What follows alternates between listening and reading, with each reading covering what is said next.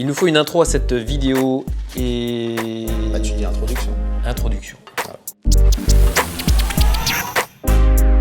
Salut les Warmies, aujourd'hui épisode un peu particulier. On reçoit un invité de marque. Ah, je me présente. Bah oui, quand même.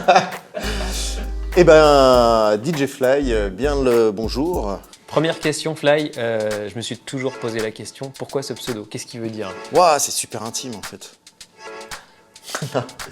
Non, Fly vient de mon surnom quand je faisais du basket, où j'avais une bonne détente jadis à l'époque.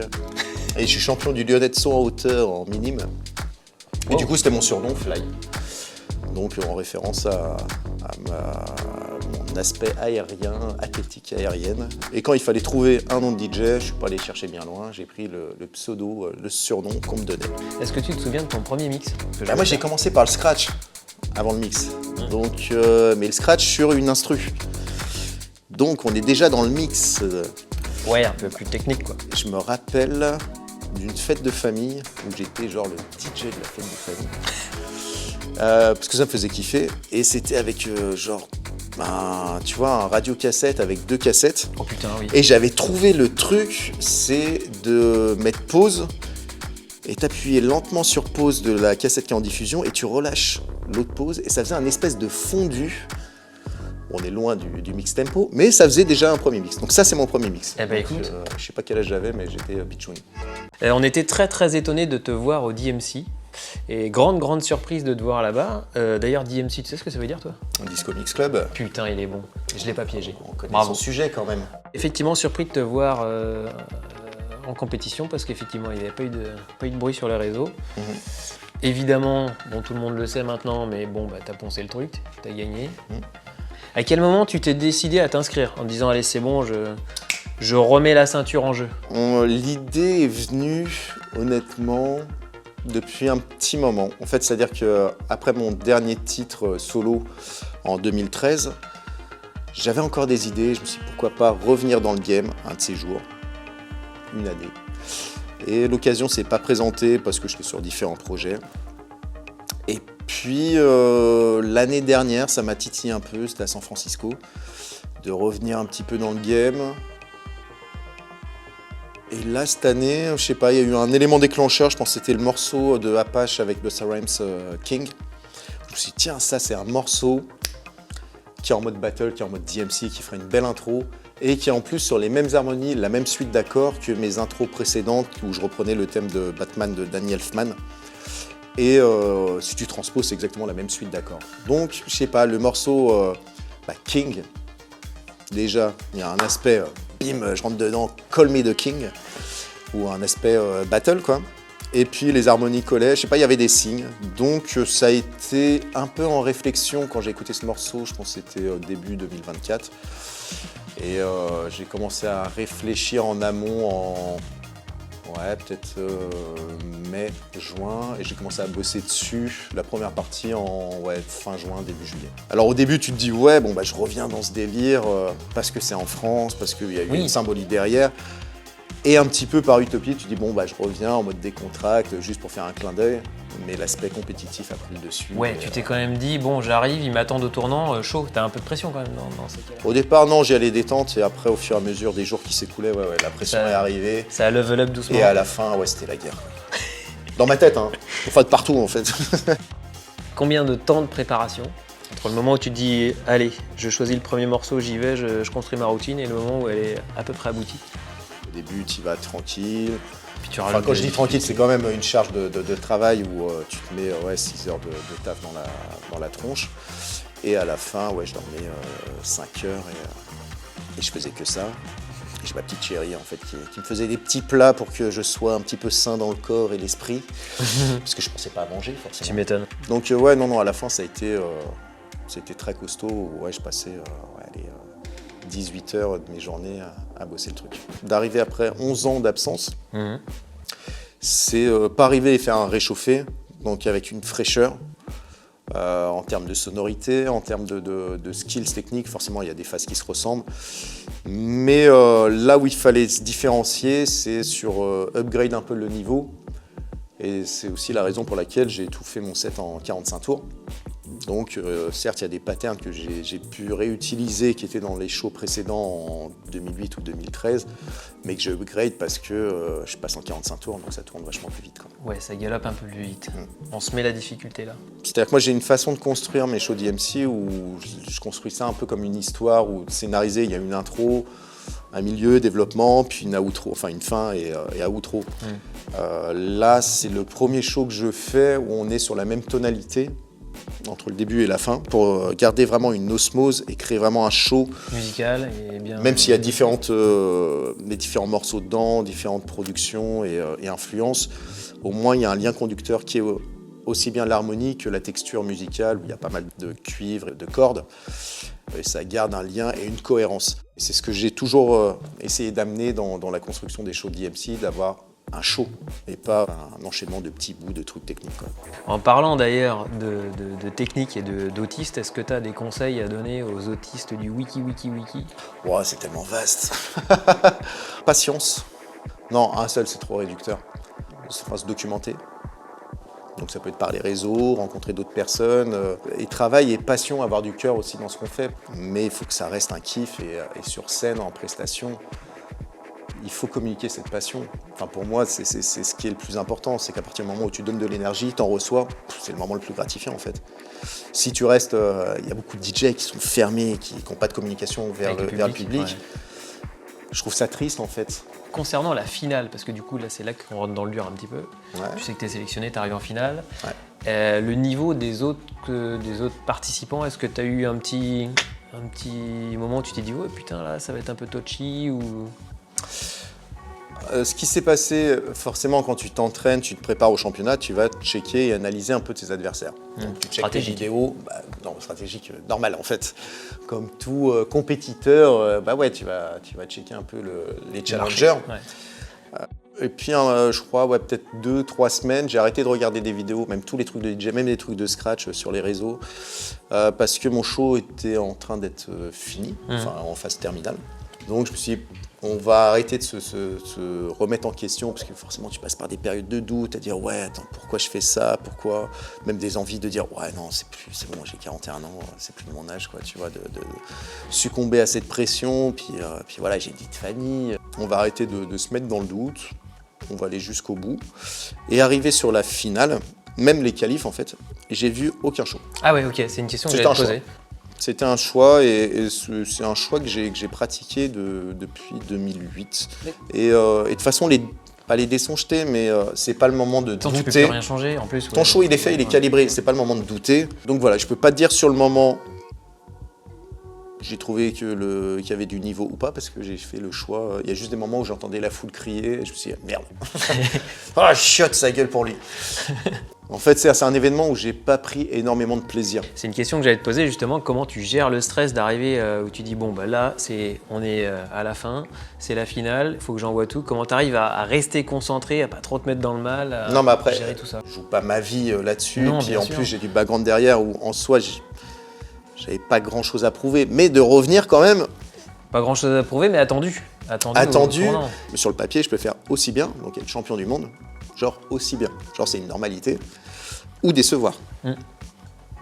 Moi, mon objectif était de faire mieux que ça, c'est-à-dire qu'il n'y ait pas photo, que je sois, c'était vraiment mon objectif, que je sois au-dessus du game et que après 3 victoires solo dans 3 décennies différentes, je suis là. Incontestable. Les championnats, je les vis comme les Jeux Olympiques pour moi. Donc ça a une importance, même si sur la retombée, déjà médiatique, on n'est pas sur les Jeux Olympiques, on est sur un autre truc. Mais c'est une fierté, c'est un truc personnel. Déjà, quand tu vas sur ces championnats-là, ouais, tu vas pas pour la reconnaissance. Même s'il y a un peu de reconnaissance, mais tu vas vraiment pour te challenger. En fait. 4 titres, donc 3 en solo et 1 en équipe. 4 titres de champion. Presque 5 en fait, parce que j'ai gagné en 2012 le titre de meilleur show de tous les temps. C'est vrai qu'on communique pas trop dessus, mais en fait, ouais, j'ai gagné le titre qui était un vote en ligne en 2012 du meilleur show DMC, toute époque et catégorie confondue.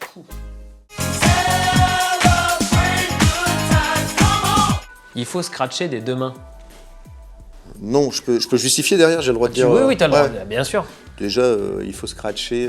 Non, ça dépend ce que tu fais en fait. T'es pas obligé de savoir scratcher en fait. Déjà, si tu scratches un peu d'une main, c'est déjà bien. C'est déjà beau. Sachant que ça se perd. Moi, je suis pour, mais c'est pas une finalité en soi. Le laptop sur scène, d'accord ou pas d'accord? Oui, on s'en fout. Ouais. Après, c'est de regarder, d'être bloqué sur le laptop. Oui. Ça, c'est pas pareil. Mais toi, j'ai vu que tu le mets jamais en face de toi, tu le mets sur le côté. Ouais, non, sur le côté. Avoir quand même ton outil de travail, ton instrument est là. Parce que devant, tu coupes l'interaction avec le public et l'échange, ça coupe l'échange d'énergie qu'il peut avoir. Un mec arrive à la régie ou je sais pas, autour d'une discussion, il te dit ouais, phase, machin, DVS, non, mais c'était mieux avant. Qu'est-ce que tu lui dis?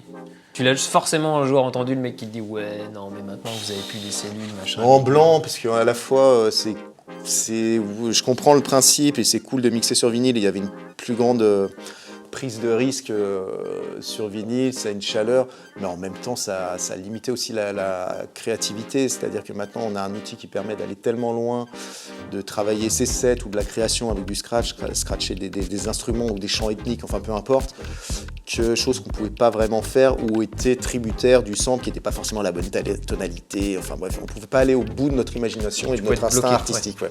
Si je te disais la compétition, ça sert à rien, tu répondrais quoi? Juste pour la connerie, j'ai envie de mettre oui.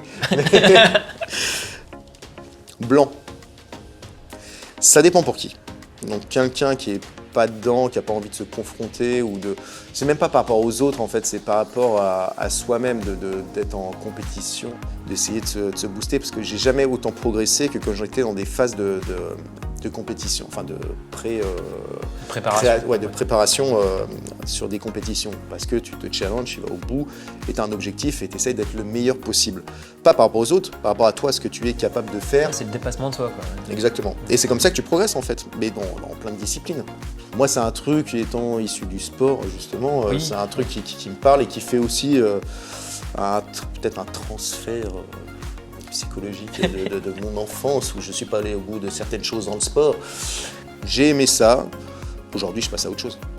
Donc non, c'est pas une finalité, ça sert pas à rien, ça dépend de qui, comment tu appréhendes la vie. Il faut préparer son set en tant que DJ? Oui ou non, t'es d'accord? T'es pas trop d'accord? T'en fous? Putain, blanc. Ça dépend de quelle config de soirée. Si t'es en festival où tu vois les grosses scènes où t'as des temps de passage en tant que DJ où t'as 1 heure de set, ouais. C'est bien de savoir ce que tu vas faire. Ouais, c'est même moi c'est millimétré en fait le truc. T'es là pour fournir une performance artistique. Chose qui diffère du clubbing où les gens te tournent le dos et ils sont là pour s'amuser, et vont boire des coups. Ils sont là avec la bière à la main. Donc moi je suis quand même plutôt pour. Après ça dépend si t'as 4 heures de set, 3 heures, 4 heures, ouais tu peux y aller freestyle. Tu vas voir, oui, une partie peut-être préparée et puis après un peu plus freestyle. Ouais c'est subjectif, ouais voilà c'est ça. Sur des soirées ou des événements où je joue plus de 2 heures on va dire, je prends des souches, puis après je peux construire un puzzle avec, où je sais que ça marche, cet enchaînement va bien, enfin, c'est genre ces 3 tracks s'enchaînent super bien, et après je peux improviser et construire, et justement de faire un truc un petit peu singulier avec des trucs préparés dedans. Comment tu reçois le mec ou la nana, ou peu importe, qui vient te demander un track? Eh, tiens DJ, est-ce que tu peux mettre ça? Je suis vraiment pas pour et je trouve ça irrespectueux, mais les gens se rendent pas compte en fait, parce qu'ils n'ont pas l'habitude, ils sont pas dans une attitude offense, enfin toi tu peux le prendre comme tu veux, mais c'est pas offensant, ils se rendent pas compte. On n'est pas dans le même cas de figure que sur un concert. J'allais te dire, sur un concert, ils ont même pas la possibilité d'accéder. Déjà, donc ils peuvent pas te demander. Déjà, et sur un concert, on est sur une performance artistique. Après, en club, on est là pour ambiancer. C'est encore autre chose. C'est différent. Comment tu reçois celui qui arrive, bourré ou pas bourré, et qui fait « Ouais, DJ, wiki, wiki, wiki ». Ça te fait rire ou plus. il prend un stop? Bah oui, non, qu'est-ce que tu veux rebondir à ça? Tu peux pas. Non, le pire, ce qui est un peu bizarre, c'est où le mec te fait ça pendant que tu es en train de faire une session scratch. Et le mec se met devant toi, là, genre là, et il fait du air scratch. Il fait le golemon dessus. Un bon warm-up, est-ce que c'est important? Oui ou non? Ouais. Ah ouais, de ouf. Quand t'es guest et tout, ce qui passe avant, c'est quand même très important. En fait, au-delà de la sélection, déjà dans l'énergie, c'est-à-dire que toi, tu vas arriver, ou juste avant de jouer, la diffusion, le mec qui était avant, était complètement hors sujet. Non mais c'est complètement lunaire. Où le mec, en plus, a travaillé, tu vois, son truc, il a emmené les gens dans son délire, et toi, t'arrives, était pas calibré pour en fait. Donc le mec se renseigne pas sur qui vient après. Donc ça veut dire que déjà, t'es censé être warm-up, hein, tu prends pas, c'est super dur. Moi j'en ai fait plein des warm-up avant de grimper. J'étais résident sur Lyon, sur des clubs, j'en ai fait plein et tu sais qu'il y a des morceaux qu'il faut, les bangers, tu les crames pas. Sachant qu'à l'époque on était sur vinyle, on n'était même pas sur Serato, donc on était limité en termes moins de sélection, ouais. Ouais, carrément. Et du coup d'amener le truc, de faire chauffer, mais d'amorcer, même si c'est un autre style de musique, de l'amorcer, qu'il y ait une logique en fait derrière. C'est genre, tu vois les warm-up que je faisais où t'avais un gros guest hip-hop derrière, bah ouais j'étais entre pop, enfin ouais plus funk, un truc chronologique ou old school, puis le mec qui arrive derrière, il balance du gros hip-hop, mais un truc chronologique, je vais pas balancer de l'électro, ou je sais pas, ou de l'EDM, ou j'en sais rien, un truc comme ça. Avant un mec hip-hop, en fait il y a une logique. Ok, t'as enjaillé les gens, super, t'as fait ton taf de DJ résident, génial. Par contre ton taf c'est aussi de essayer d'accueillir le guest qui ne connaît pas ton établissement, qui ne connaît pas la clientèle, oui. Même si tu as des gens qui viennent pour lui, qui n'est pas sur son terrain, c'est pas acquis son terrain. Tu joues pas à domicile. Tu joues pas à domicile, donc il se met aussi un peu en danger, toi tu arrives, tu le mets. Alors certes, il y a une histoire d'ego, tu as toujours envie de te faire briller par rapport au guest et tout, pour le blabla, enfin c'est une histoire d'ego, de dire ouais, en plus quand il a repris, machin. T'as vu, il a pas rempli la piste. Donc, mais ça c'est pas professionnel entre guillemets. Ouais. Eh ben pas mal.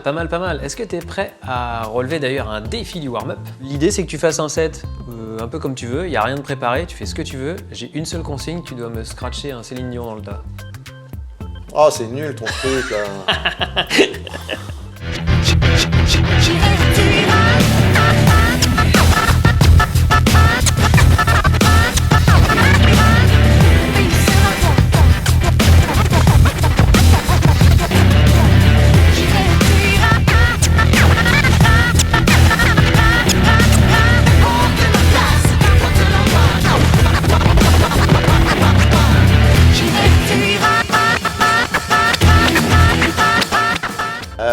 Une nouvelle carrière s'offre à moi là, je pense. Ouais. Là, je vais conquérir. Là, il fallait bien remplacer René. Hein. Le Canada là. L'ami Fly, il nous a relevé le défi complètement débile que j'ai lancé. Ah bah oui, non, je l'ai pris au sérieux. Ouais, franchement. Alors non, il a rien préparé, hein, clairement. Là, t'as fait ça comme ça à l'arrache, mis quelques points Q, on a vu la préparation. Merci DJ Fly d'être venu aujourd'hui au warm-up du DJ, nous raconter un petit peu comment t'as vécu ce DMC, puis nous parler un peu de toi, c'était cool. Bah, merci pour l'invitation. Évidemment, la porte est toujours ouverte, tu reviens quand tu veux. Encore bravo pour ce 4e titre, 3 fois solo et 1 fois en équipe. Et puis... le 5e bonus. Ouais, le 5e bonus. Et puis écoute, longue vie encore au scratch. Oh oui. Et au plaisir. Et puis on dit toujours ça, hein, t'as dit que c'était le dernier, mais il est capable de On verra en 2000, c'est quoi dans chaque décennie, donc à partir de 2030. Merci les Warmies, on se retrouve bien sûr pour une prochaine. Et puis on présente plus le champion du monde. Ciao ciao. Ciao.